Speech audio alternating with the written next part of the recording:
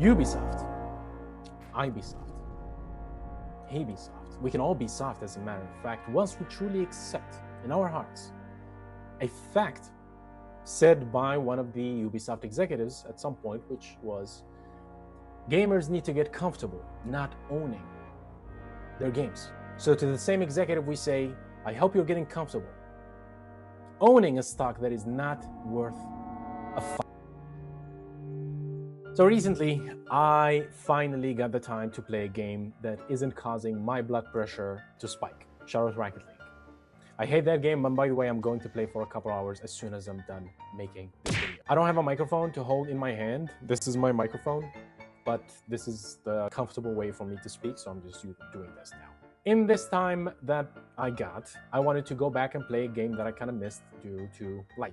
But also at the same time, Assassin's Creed Black Flag Resynced came out, and the original is in my top 3 Assassin's Creed games. So I installed both that and Pragmata by Capcom. And I went in to dip my toes in both games. And here's the thing that I noticed. After launching Assassin's Creed for the first time, just to see if it works, because it's Ubisoft, and also to see how it looks, like the new visual rework of the game and all that. I love the original, so I just wanted to see, how does it look when it's modernized. But I never clicked on it again.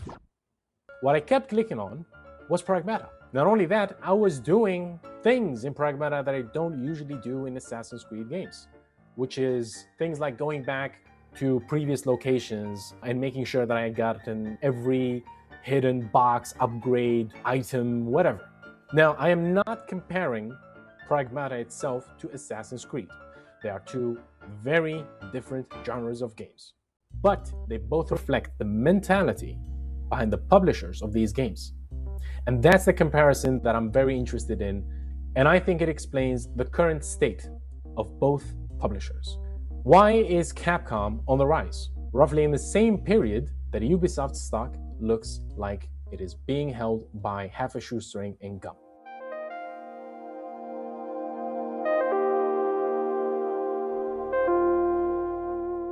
Let's talk about Pragmata. The game honestly kept me hooked.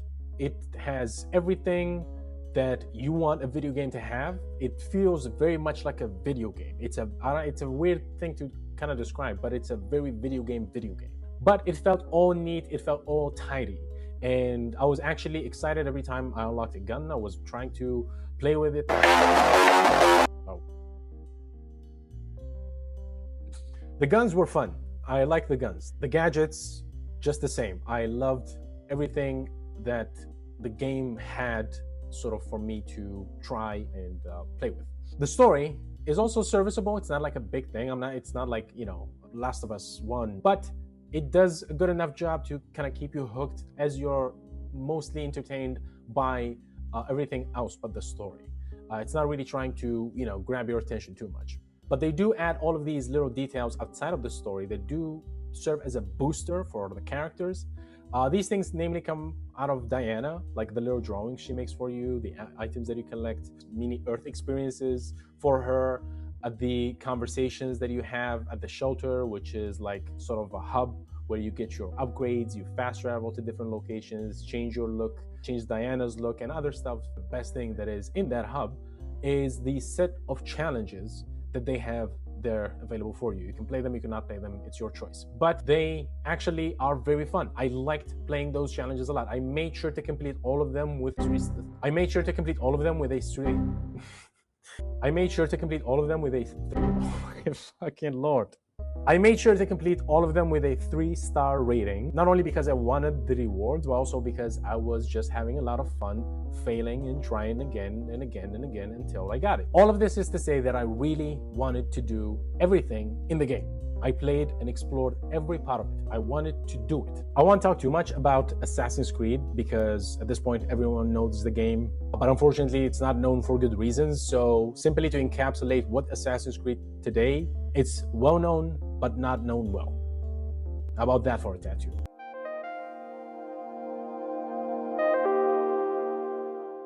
So here's what frustrates me the most about Ubisoft. They hold in their hands IPs that have shaped my childhood as well as countless other childhoods. Assassin's Creed, Prince of Persia, Splinter Cell, Rayman, Ghost Recon, and the list goes on. But the way they choose to handle these IPs seems like either the dumbest people are running the company or someone is trying to actively sabotage them from the inside. Because I cannot explain the decisions that they have made over the past few weeks. You will be asking yourself one question above all. What the f? All right, let's calm down. Ask any gamer raised by the Ubisoft golden era. What do they want from Ubisoft? 9 out of 10, they will say Prince of Persia, especially during COVID times. So Ubisoft heard the call and said, gamers, I hear ye. 2020, a new POP is announced. Most people think time is like a river that flows swift and sure in one direction. But I have seen the face of time, and I can tell you. Delays. After the delays came more delays. Then 2026, Ubisoft announces that it's canceling, after 6 years, the Prince of Persia game that everybody wanted, alongside 5 other games and 2 studio closures. Splinter Cell, announced in 2021, still not out till this day, reportedly slipping into 2027. We really don't know. I mean, it could be canceled tomorrow. I don't want to make this video 3 years long, so I'm not going to list everything here. However, I want you to notice the common theme between these stories. Studio closures, cancellations, holding games essentially hostage in development. The question is, who can be behind this? Is it the evil developers or the innocent management? Developers today don't have agency over the shits they take at the office. So they sure as fuck don't have control over their own studio, let alone another studio under Ubisoft.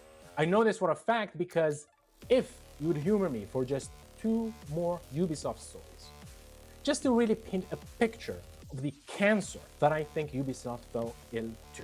Let's start with a name. Patrice Distillier? I think it's French. Patrice Distillery. Remember that name, but not the way I said it. Remember it correctly. Because he's the guy who actually invented Assassin's Creed. Not worked on it. He was not in the credits just, as somebody. He invented, with his vision, the first 2 games. Those were his babies. In 2010, so pretty much mid-Brotherhood development, Patrice wanted more creative control over the franchise, which was turning into a yearly machine. And this led to splitting teams here and there so they can pump out a game every 12 months. They wanted to make their own Call of Duty, essentially, which is stupid and ridiculous on so many levels. I'm not even gonna bother to explain that. That would be like if 2K wanted to turn Mafia, the game, into a yearly release because they want to be like NBA 2K. So Ubisoft insisted that they make this a yearly thing, and he walked away. Then God's sick sense of humor comes into play. The guys go to work at one of THQ's studios, and then THQ closes down, and their studios are basically sold for parts. And wouldn't you know it, Ubisoft acquires the same studio that the guy they fired over Assassin's Creed, the creator, works there as well. Which means they acquired him 3 years after the incident. I mean, you think running into your ex is bad. I mean, try this scenario. Oh, and by the way, within 3 months, they fired him over creative control of his next game, which is a project called Amsterdam 1666. The dude was literally escorted by security on a Tuesday. You can present Ubisoft with the easiest choice possible, and you can label them as good path, bad path. They will take out a loan so they can buy a jet and blast their way through the wrong path. Not only did they fire the guy after fighting him on Assassin's Creed, his creation, they also didn't let him make his game, his new game, after they acquired the studio. They wanted to take the game so he cannot make it. You don't want to make it, but you also don't want him to make it. Why? Because they have to double down on the wrong path. Like I said, they will take a jet and blast through that thing. So they go into a lawsuit, and eventually he wins the lawsuit and gets the rights back to his own game. And then he disappears to go build it himself. 13 years later, he's still building it, and it got announced 1666 Amsterdam. You can find it. There's even a free prologue on Steam right now, and early access starts this year. This guy, Ubisoft fired twice, is about to ship a game that they have tried to bury, and he's doing it on his terms. A decade later, which is prime time example of talent actively being extinguished by corporate concern. There is the part that actually even makes me angrier about this. It's not like Ubisoft doesn't still have talented people who can make something new, something exciting that are currently working for them. They do have talented developers.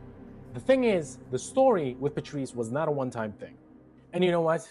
You want to stick with Assassin's Creed, at least do something interesting with it. In Quebec, the studio behind Odyssey, the pitch was a reconstruction era Assassin's Creed. It was in the works.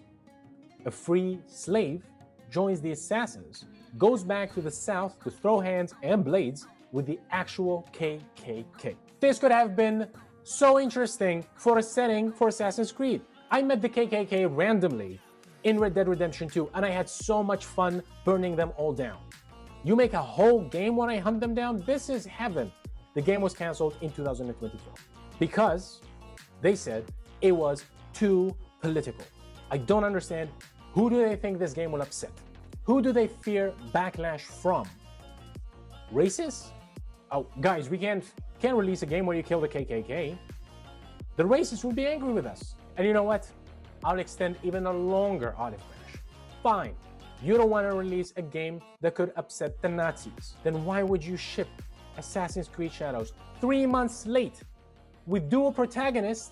One of them is a black samurai and the other one is a woman. Dog, it's a Yamaka, homie, no cap. Into the exact same political climate you said it's too scary to release it. I don't understand how they were nervous to let you kill fictional racists, but not as nervous to avoid the actual controversy which they faced that they said they were trying to dodge. I don't know. I want to make something very clear. I'm not one of these idiots who hate a game just because it has a female lead or a black person in it. Those people are sad, miserable losers who have nothing going on in their lives, so they resort to joining on whatever dumbass take that is out there. The measure of a good game is not the gender, sex, or ethnic group of its lead or protagonist. My issue with black and female lead in Assassin's Creed Shadows specifically is that they could have told a much better story for a black lead by making an awesome game where you kill the KKK. But then you go ahead and cancel that game, fearing political backlash, to then release something that generates even more backlash from the same group of idiots you were fearing to upset at the beginning. Because those people, they hate black people and they hate women. And you went ahead and put those two in a game in which you were trying to avoid the backlash by not releasing the other one. Ubisoft doesn't like to do one bad thing at a time. They are in an absolute rush to do everything in their power to destroy everything that they have. Because meanwhile, this is happening, and this part should be studied in business school, not as a blueprint, but as the negative image of what you should do as a video game publisher. They're making sure that their studios are so creatively constrained that a studio of about 30 people, few of them ex-Ubisoft employees themselves, ex-Ubisoft developers, one of them literally left because he was bored and he went off to build something new instead of waiting for Big Ubi to give them the green light. And so that game today is known as Clair Obscur Expedition 33. Best reviewed game of 2025, sold 1 million copies in 3 days, all of this with a fraction of the budget, a fraction of the headcount, and they just didn't make a good game. They made Game of the Year. And the Game of the Year is... Mon ami, Clair Obscur, Expedition 33!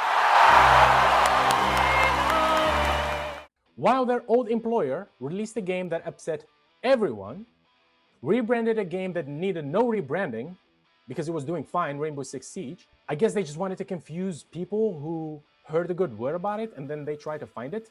I don't know. They made a Prince of Persia game, but a smaller roguelike spin-off.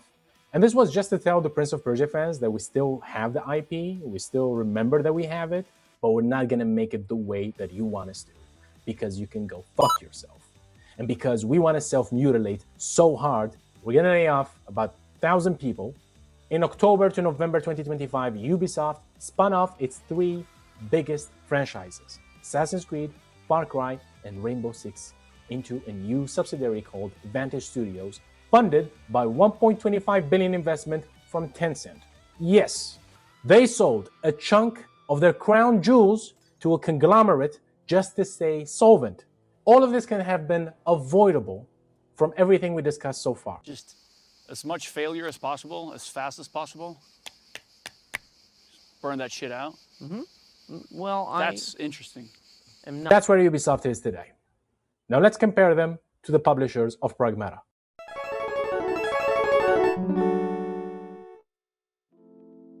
Everyone knows Capcom at this point, so I'm not gonna bore you with an entire history of the company, but we will just go back 5 years so we can compare this Ubisoft spiral over the past 5 years to what Capcom's stock looks like over the same amount of time and what happened during that period. Just as Ubisoft's vault, Capcom's is full of childhood-grabbing IPs, and everyone played at least one of their games. Resident Evil, Street Fighter, Piano 3. I've just been told that nobody really knows what Piano 3 is, so we'll just play a short clip right here.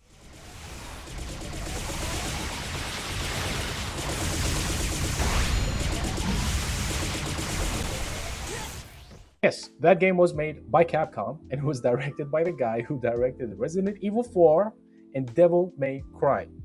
Now, I'm not making fun of the guy for directing that game. I can direct a shot into an empty net with a virtual car. Shout out Rocket League again. For the sake of this point, I want to focus on doing something new with what you already have or creating something completely new.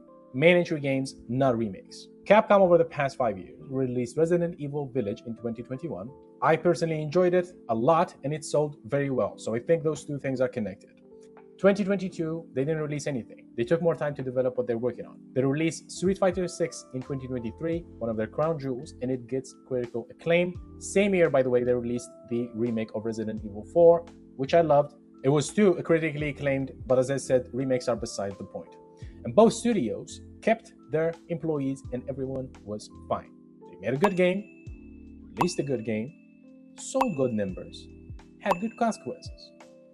Guys, I think Capcom might be onto something here. 2024 Dragon's Dogma 2, a sequel to a cult game that has been dead for over a decade and it's still sold and scored well. Then 2025 Monster Hunter Wilds, 10 million copies in 3 days, one of the fastest selling games of the entire year across every publisher. And then 2026, completely new IP, Pragmata, which is the game that triggered this whole video idea in my head. So instead of treating their old IPs like a dead horse being beaten by another dead horse, they treated them with the respect they deserve, and look how they were received. It's also worth mentioning that if we're talking about every major release over the past 5 years, Ubisoft had about 15, whereas Capcom had 10.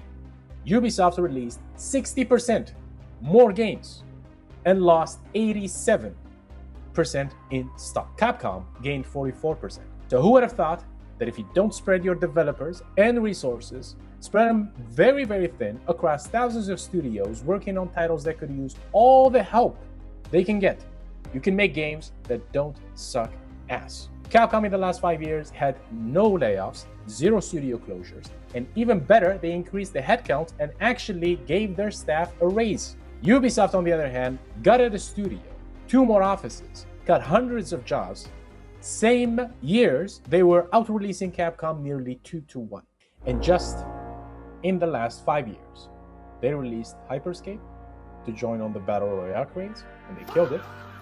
They released X-Defiant, killed that one too. And they killed The Crew, which as a game is fine, I guess, but still, if I bought it, it's mine, I get to keep it. But Ubisoft said no. You and 12 million other people who bought the game need to get comfortable not owning your games.